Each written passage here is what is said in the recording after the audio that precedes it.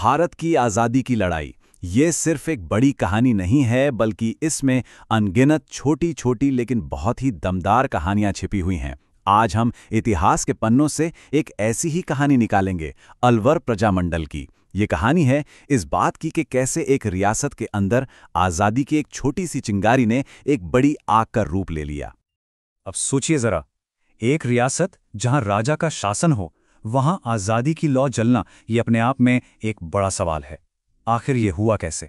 यही सवाल है जो हमें सीधे अलवर प्रजामंडल के सफर के दिल में ले जाएगा। तो हर बड़े आंदोलन की तरह इसकी भी शुरुआत एक छोटे से कदम से हुई। चलिए सबसे पहले राजनीति में रखे गए उस पहले कदम को समझते हैं। देखते हैं कि अलवर में वो कौन सा पल था जब बिखरे हुए विचार एक साथ आए और एक संगठित आवाज बनने लगे। देखिए, कोई भी बड़ा बदलाव रातों रात नहीं होता। इसकी भी एक कहानी है जो 3 अहम पड़ावों से गुजरी। सबसे पहला बीज बोया गया 1933 में, जब एक कांग्रेस कमेटी बनी। ये एक शुरुआत थी।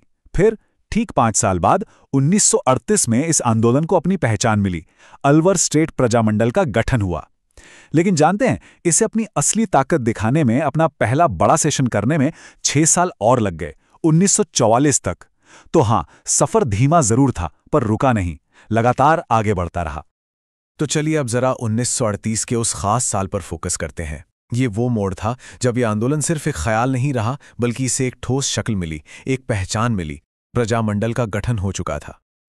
और हर बड़ी कहानी के पीछे कुछ हीरो होते हैं, है ना?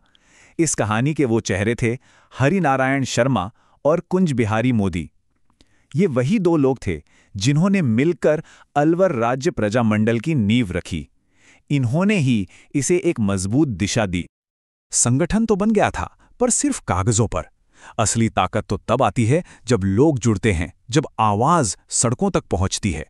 तो अब इस आंदोलन को जरूरत थी एक बड़े मंच की, एक मजबूत लीडरशिप की, जो इसे आगे ले जा सके।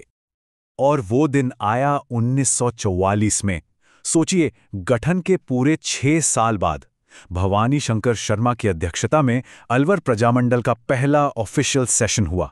ये सिर्फ एक मीटिंग नहीं थी, ये एक बहुत बड़ी जीत थी।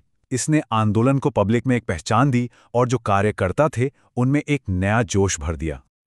लेकिन रुकिए, ये कहानी सिर्फ राजनीतिक आज़ादी की नहीं है। इस आंदोलन का एक और पहलू था, एक सामाजिक पहलू, जो इसे और भी खास बना देता है। हमने हरि नारायण शर्मा की बात की थी, है ना? वो सिर्फ एक राजनीतिक नेता नहीं थे। वो राजनीति से कहीं आगे सामाजिक न्याय और बराबरी के लिए लड़ रहे थे। उनका मानना था कि असली आज़ादी तो तब मिलेगी जब समाज के अंदर की बुराइयां खत्म होंगी। और ये सिर्फ बातें नहीं थीं, ये जमीनी काम था। उन्होंने समाज की कुरीतियों से लड़ने के लिए कई संगठन बनाए, वाल्मीकि संघ, आदिवासी संघ और अस्पृश्यता निवारण संघ। ये इस बात का पक्का सबूत है कि उनके लिए आज़ादी का मतलब सिर्फ सत्ता बदलना नहीं था, बल्कि समाज के हर एक इंसान को बराबरी का हक दिलाना था। अब कहानी एक बहुत ही ड्रामेटिक मोड़ लेती है। एक ऐसा मोड़ जहां अलवर का ये लोकल आंदोलन अचानक एक बहुत बड़े नेशनल विवाद का हिस्सा बन जाता है। महात्मा गांधी की हत्या, इस घटना के बाद शक की सुई घूमकर अलवर के दीवान NB खरे पर भी आ गई। अब ये कोई छोटा मोटा आरोप नहीं था, ये एक बहुत ही संगीन इल्जाम था जिसने अलवर रियासत को पूरे देश के सामने ला खड़ा कर दिया। ये बात है साल 1948 की। सोचिए, देश को आज़ाद हुए अभी 1 साल भी पूरा नहीं हुआ था। ये वो साल था जो नए भारत की नींव तो रख रहा था, लेकिन साथ ही अलवर जैसी कई रियासतों के भविष्य पर एक बहुत गहरा असर भी डाल रहा था। तो यहाँ एक पल रुककर सोचने वाली बात है।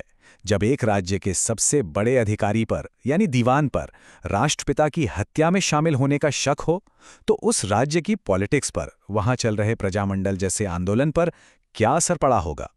जाहिर है, इस एक इल्जाम ने अलवर के पूरे पॉलिटिकल माहौल में एक तूफान ला दिया होगा। और अलवर प्रजामंडल की ये पूरी कहानी हमें एक बहुत ही जरूरी सवाल पर लाकर छोड़ देती है। सवाल ये कि ये जो छोटे छोटे लोकल आंदोलन होते हैं, ये आखिर देश के इतिहास की बड़ी कहानी को कैसे बदल देते हैं।